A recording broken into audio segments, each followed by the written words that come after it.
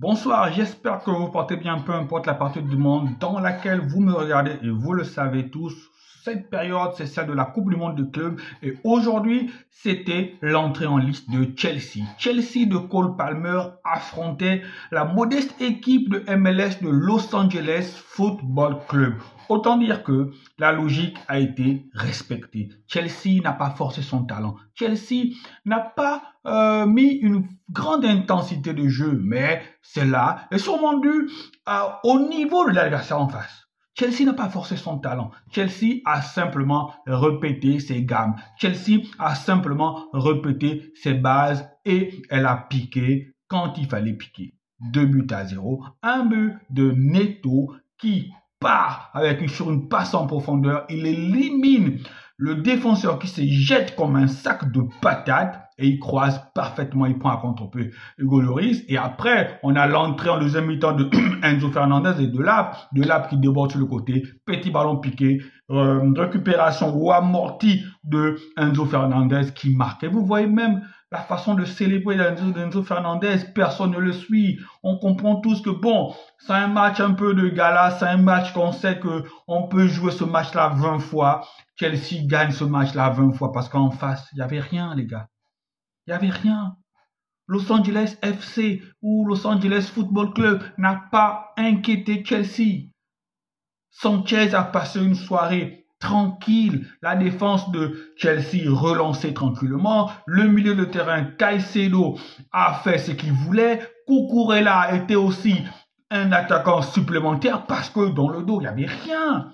Cette équipe de Los Angeles Football Club a passé son temps à défendre. Elle a passé son temps à défendre. Elle n'allait même pas de l'avant. Bouanga inexistant. Obissé. Ordaz, c'était... Les gars. Voilà. J'aurais au moins voulu pour le spectacle que Chelsea gagne ce match-là avec un large score, avec un lourd score, comme le Bayern nous a fait la dernière fois, 10-0. Chelsea aurait dû gagner ce match-là sur le score même de 5-0. Parce qu'il y avait largement la place pour le faire.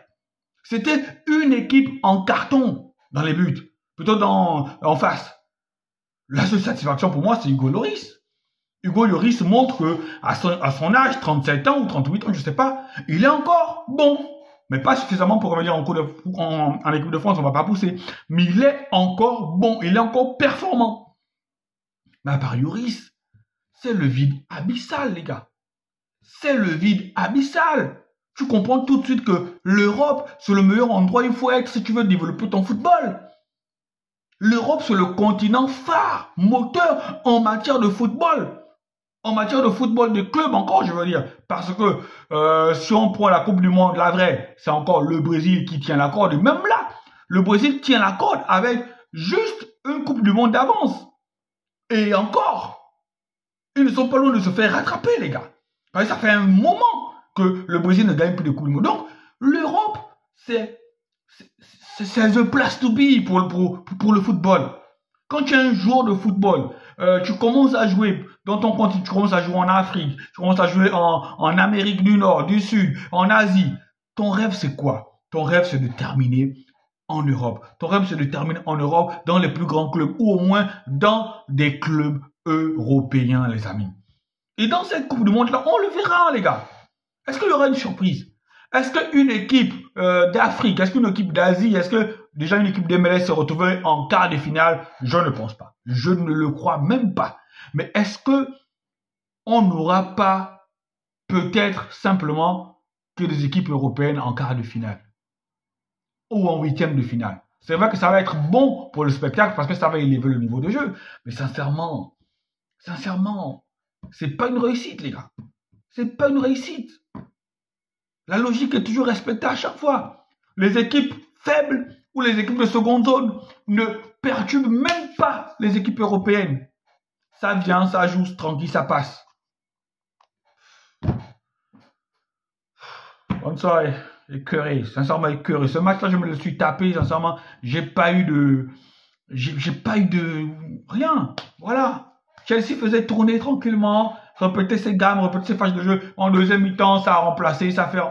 J'avais quoi? C'était un match d'entraînement pour eux. C'était un sparring partenaire, c'est tout. Voilà.